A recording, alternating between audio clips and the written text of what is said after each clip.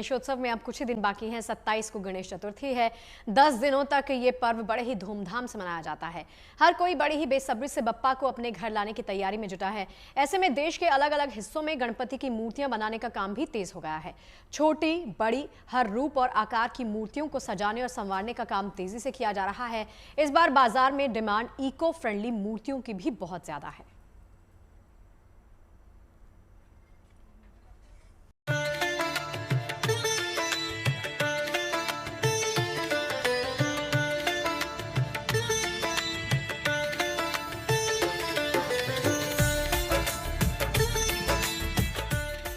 देश भर में गणेश चतुर्थी की तैयारियों के आकर्षक रंग दिख रहे हैं।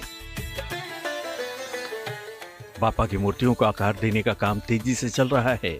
छोटी बड़ी हर अंदाज रूप और आकार की मूर्तियों को सजाने और संवारने का काम तेजी से पूरा किया जा रहा है।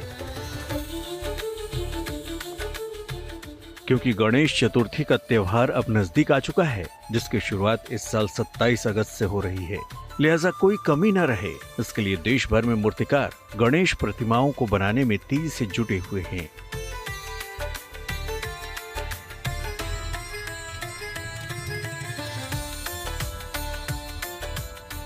महाराष्ट्र के अकोला से ये तस्वीर आई है, जहां गणपति उत्सव इस बार कुछ अलग और खास है।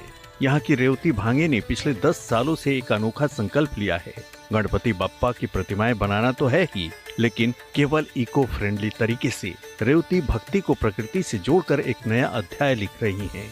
रेवती भांगे पिछले 1 दशक से लाल और काली मिट्टी के मिश्रण से गणपति प्रतिमाएं तैयार कर रही हैं। अब तक वो 1000 से अधिक मूर्तियां बना चुकी हैं।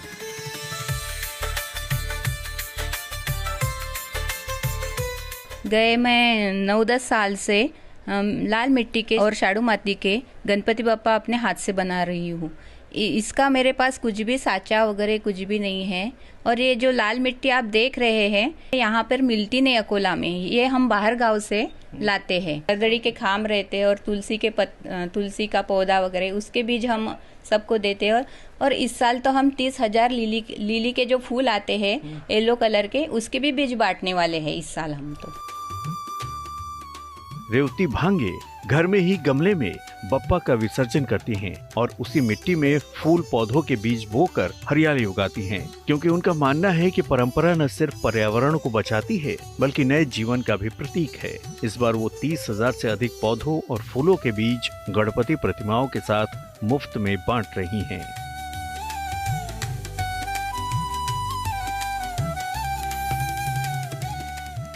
संसार जिनके हाथों में है, ये हाथ उन्हीं को आकार दे रहे हैं। राजस्थान के अजमेर से आई इन तस्वीरों को देखकर आप भी यही कहेंगे। मुरलीधर दिव्यांग हैं, लेकिन अपने जज्बे और जुनून की बदौलत पिछले 25 सालों से पर्यावरण के अनुकूल गणेश की मूर्तियां बना रहे हैं। मुरलीधर पूरी तरह से मिट्टी से मूर्तियां बनाते हैं, जो विसर्जन के बाद पर्यावरण को नुकसान नहीं पहुंचाती हैं। हर तरह की डिजाइन की बनाते हैं। सब डिजाइन है अपने पास। मिट्टी की बनाते खाली मिट्टी की बनाते हैं। क्या कारण है मिट्टी के बनाने के पीछे? मिट्टी के कारण ये है कि विसर्जन हो जाती है, बेकदरी होती नहीं है। और इनको अपने आंगन वांगन में कहीं भी विसर्जन कर लो, मिट्टी काम में ले लो और अपने गमले पेड़ पौधे उगा लो। ये तस्वीरें यूपी के नोएडा से आई हैं, जहां मूर्तिकार लोगों की जरूरत और चलन को ध्यान में रखते हुए अलग अलग आकार की मूर्तियों को बनाने में जुटे हैं। पेंट हमारा अच्छा रहता है। वो सर फूलों से बनता है, मतलब हर प्रकार से ही बनता है, पर उसमें कोई नुकसान नहीं करता सर। जौन सा जैसे मांगेगा उस टाइप से हम लोग देंगे। जैसा कोई अलग मुकुट मांग लिया, अलग सजावट मांग लिया, तो उस टाइप से हम लोग करते हो। जैसे ऑर्डर हो रहा है वैसे ही हम काम कर रहे हैं, ऑर्डर के हिसाब से काम करते हैं। कितने ऑर्डर मिल चुके लगभग? लगभग 20-25 ऐसे हो गए। इन प्रतिमाओं की खास बात यह है कि इनका निर्माण इको फ्रेंडली चीजों जैसे मिट्टी, पराली और बांस से किया जा रहा है। बंगाल से आए कारीगर इन मूर्तियों को सजा और संवार रहे हैं। नोएडा से मनीष चौरसिया के साथ अकोला से Dhananjay Sambale, bureau report, good news today. और आइए अब नजर डाल लेते हैं अंतरिक्ष से जुड़ी खबरों पर।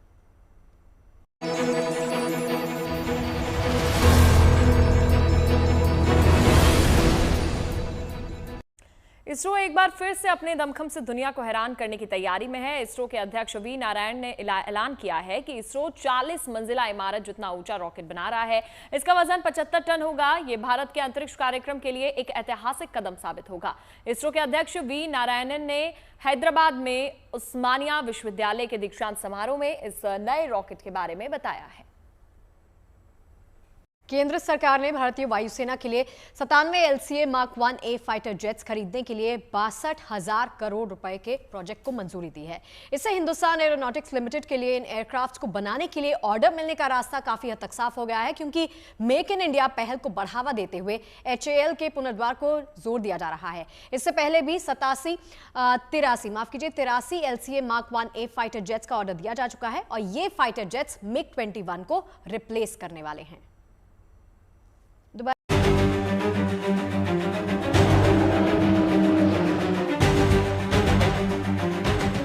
बढ़ने वाली है वायुसेना की और ताकत। वायुसेना के बेड़े में शामिल होंगे 97 LCA Mark 1A Tejas fighter jet.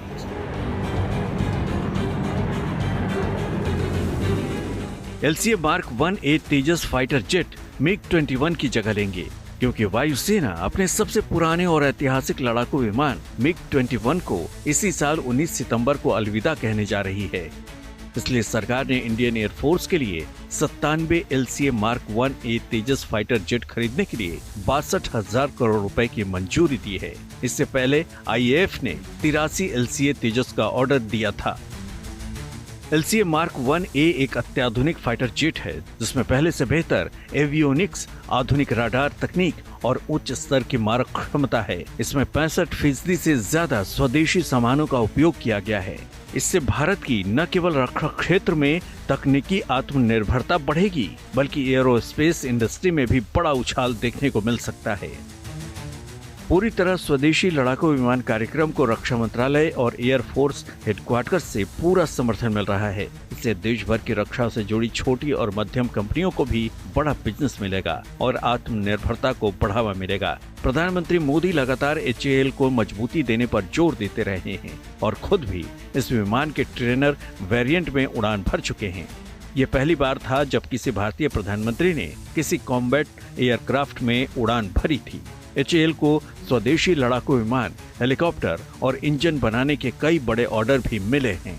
ये परियोजना न केवल आत्मनिर्भर भारत और मेक इन इंडिया की प्रतीक है, बल्कि भारत की एरोस्पेस सेक्टर में आत्मनिर्भरता की दिशा में एक बड़ा कदम भी है। खबर ये भी है कि हिंदुस्तान एरोनॉटिक्स लिमिटेड 200 से अधिक LCA Mark 2 और इतने ही 5वीं पीढ़ी की एडवांस फाइटर जेट खरीदने की डील हासिल करने वाला है। इससे भारत की स्वदेशी रक्षा उत्पादन क्षमता को एक नई पहचान मिलेगी। Air Chief Marshal VR Chaudhary ने कुछ समय पहले स्पेन में ही 97 और LCA Mark 1A विमान खरीदने की योजना का खुलासा किया था। नए LCA Mark 1A विमान पहले के 40 LCA से ज्यादा आधुनिक हैं, जिनमें बेहतर एवियोनिक्स और रडार सिस्टम लगे हैं। LCA Mark 1A की क्षमता एक बार में 3000 किलोमीटर तक की उड़ान भरने की है। 13 मीटर लंबे इस विमान का वजन करीब 6500 किलो है, जो 2200 किलोमीटर प्रति घंटे की रफ्तार से उड़ान भर सकता है। इसमें उच्च गुणवत्ता वाले रडार, इलेक्ट्रॉनिक युद्ध प्रणाली भी मौजूद है, जिससे कई तरह की मिसाइलों को लॉन्च भी किया जा सकता है। LCA Mark 1A fighter jet को चीन और अमेरिका के कई युद्धक विमानों से बेहतर बताया जा रहा है। इसलिए भावी चुनौतियों के लिए खुद को तैयार रखने और दुश्मन को सबक सिखाने के लिए भारत लगातार अपनी युद्धक क्षमताओं को बढ़ा रहा है। सरकार का यह फैसला भी इसी कड़ी का नतीजा माना जा रहा है। मंजीत नेगी के साथ bureau report, good news today. अब बात एक महिला की बहादुरी और चतुराई की करते हैं। महाराष्ट्र के सांगली जिले के शिराला तालुका की एक महिला की बहादुरी की चर्चा आजकल चारों तरफ है।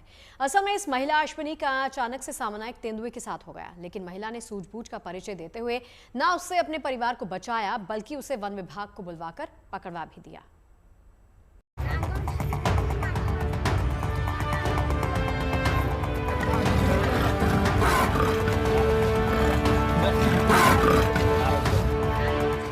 महाराष्ट्र के सांगली जिले में आजकल एक महिला की बहादुरी की चर्चा सरेआम हो रही है।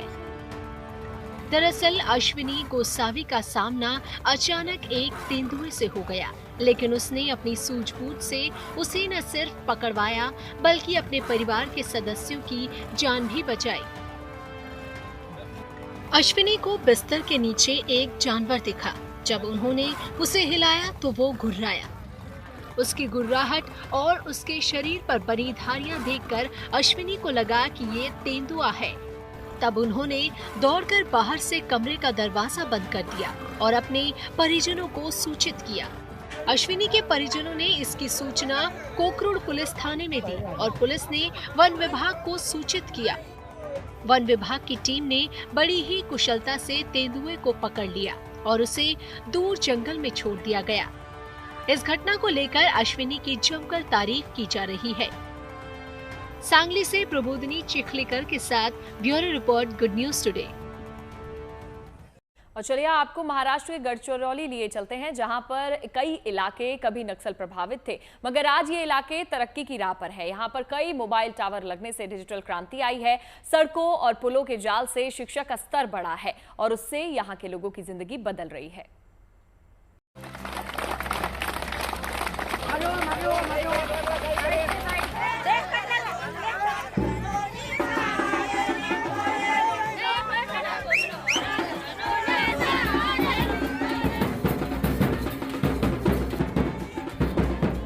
फूलों से सजी बस जैसे ही गांव की सड़क पर पहुंची तो पूरा इलाका तालियों की आवाज से गूंज उठा।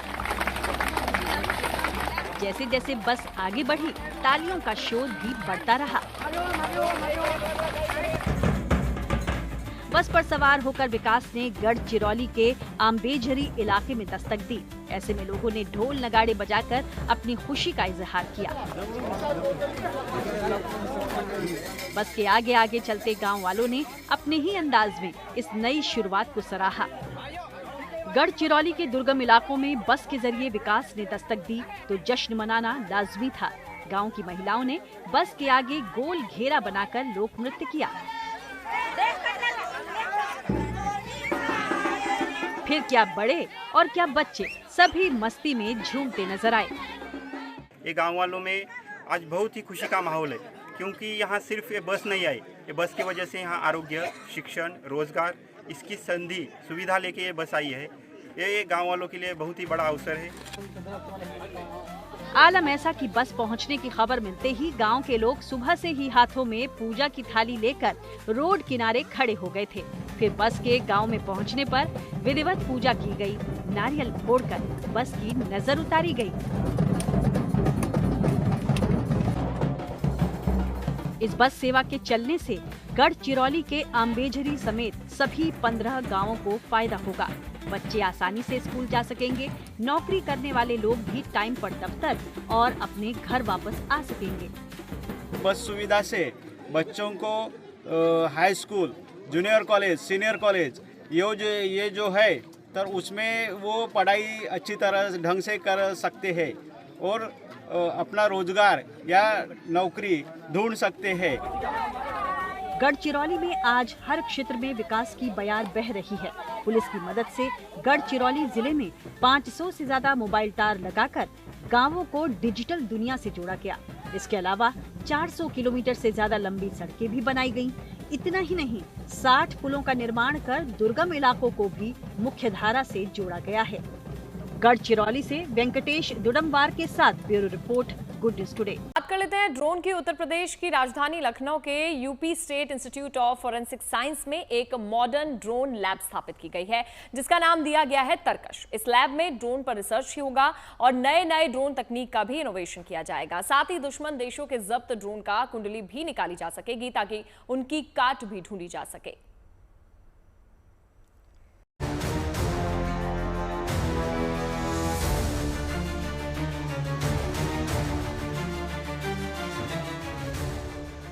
ऑपरेशन सिंदूर हो या इजराइल ईरान युद्ध या फिर रूस यूक्रेन युद्ध, ड्रोन ने युद्ध की तस्वीर और तरीके को बदल कर रख दिया है। सर्विलांस हो, हमला करना हो, युद्ध के मैदान में धड़ल्ले से ड्रोन का इस्तेमाल होने लगा है। ऐसे में ड्रोन का कैसे और बेहतर इस्तेमाल हो, दुश्मन देश का ड्रोन पकड़ में आए तो उसकी कुंडली कैसे निकाली जाए, इन्हीं सब बातों को ध्यान में रखते हुए उत्तर प्रदेश की राजधानी लखनऊ में UP state institute of forensic science में एक ड्रोन लैब स्थापित की गई है, जिसका नाम दिया गया है तरकश। मौजूदा वक्त में उत्तर प्रदेश पुलिस ने एक ऐसी लैब तैयार की है जहां पर न सिर्फ दुश्मन देश के आए हुए ड्रोन का पोस्टमार्टम होगा, बल्कि भविष्य में देश की समाज की सुरक्षा के लिए नए ड्रोन्स का इनोवेशन भी किया जाएगा। यूपी स्टेट फॉरेंसिक साइंस के जो इंस्टीट्यूट है वहां पर ये लैब बनाई गई। इस लैब में एआई बेस्ड ड्रोन पर न सिर्फ रिसर्च की जा रही है, बल्कि किसी भी बरामद हुए ड्रोन की पूरी डिटेल निकालकर उसकी तकनीक की काट के लिए भी रिसर्च हो सकेगा। यदि कोई दुश्मन देश से हमारी सीमा पे वो ड्रोन कैप्चर हो जाता है तो उसकी पूरी डिटेल्स का डेटा, उसमें क्या क्या उसके मिशंस थे, कहाँ वो जा रहा था, क्या उदाहरण के तौर पे मान लेते हैं जो अभी ओपी सिंदूर में जो टर्की से पाकिस्तान में ड्रोन आए, फिर पाकिस्तान ने हम लोग भारत के खिलाफ यूज़ किए थे, उस सारे ड्रोन्स की रिवर्स रिसर्च, यानी कि एक भाषा में हम लोग कुंडली निकाल सकते हैं। हम लोग आने वाले टाइम में हम लोग प्रोएक्टिव, यानी कि पहले से तैयारी कर लेते हैं, अपने सेना के अपने बल को और मजबूत कर लेते हैं भविष्य के लिए। और उसके लिए आपको चाहिए होते हैं तरह तरह के एलिमेंट्स, कंपोनेंट्स। तो इस लैब में आप देखिए छोटी से छोटी चीज से लेके और एक ज्यादा कॉम्प्लिकेटेड जो मशीन्स होती हैं वो सब भी यहाँ अवेलेबल है। उत्तर प्रदेश पुलिस ने 2 साल पहले UP state institute of forensic science की स्थापना की थी, लेकिन अब इसी संस्थान में एक ड्रोन लैब स्थापित की गई है, जिसमें एआई बेस्ड ड्रोन टेक्निक को पढ़ाया भी जाएगा और ड्रोन पर रिसर्च भी होता रहेगा और नई तकनीक का आविष्कार भी होगा। इस इंस्टीट्यूट से अब दुनिया के कुछ सबसे अच्छे इनोवेशंस यहाँ से आप निकलते हुए देखेंगे, वो चाहे आपके ड्रोन टेक्नोलॉजी में हो, चाहे आरओवीज में हो, चाहे कोई नया रिसर्च एंड डेवलपमेंट हो, बॉर्डर सिक्योरिटी के लिए सिस्टम्स डेवलपमेंट यहाँ से शुरू होंगे। तो ये एक अपने आप में एक नई चीज है। कहा जा रहा है कि लखनऊ में स्थापित ये मॉडर्न ड्रोन लैब तरकश केवल तकनीक के बारे में नहीं, बल्कि भविष्य के युद्धों के लिए भारत के सुरक्षा बलों को तैयारी करने में भी मदद करेगा। साथ ही ड्रोन के क्षेत्र में आत्मनिर्भर भारत की मिसाल भी बनेगा।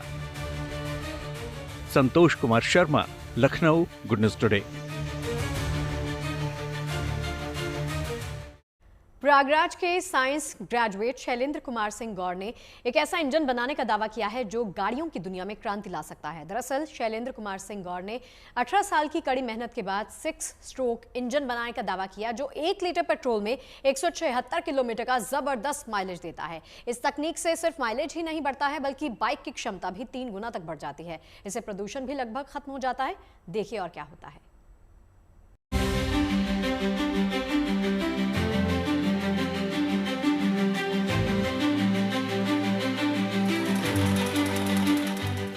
भारत में जब लोग नई बाइक या कार खरीदते हैं तो सबसे पहला सवाल होता है कि माइलेज कितना देती है। ऐसे में अगर आपको जवाब मिले कि 1 लीटर पेट्रोल में 176 किलोमीटर, तो चौंकना लाजमी है।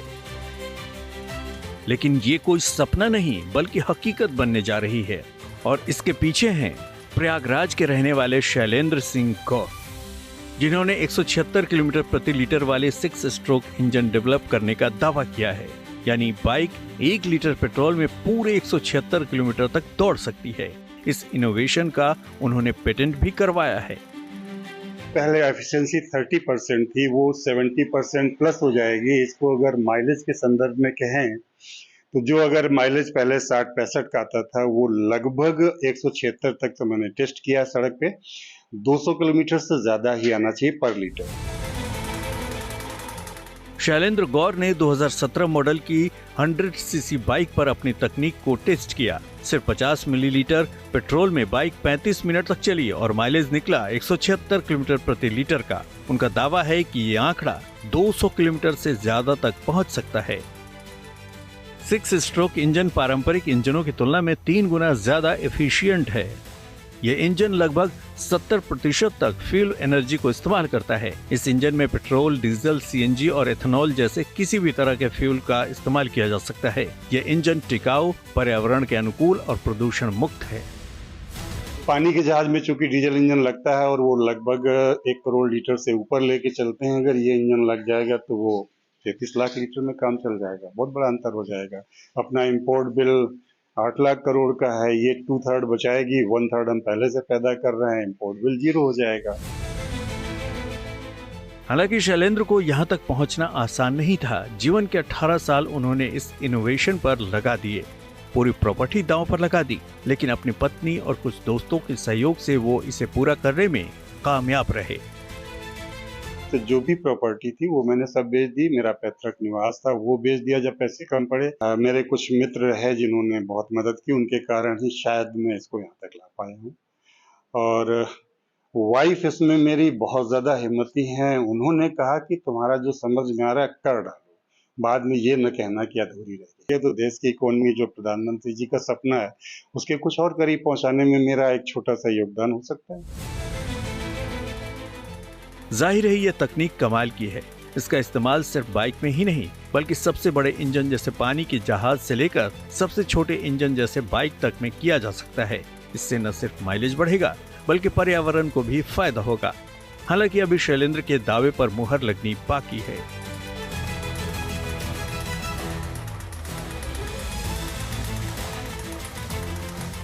प्रयागराज से पंकज श्रीवास्तव के साथ bureau report, good news today.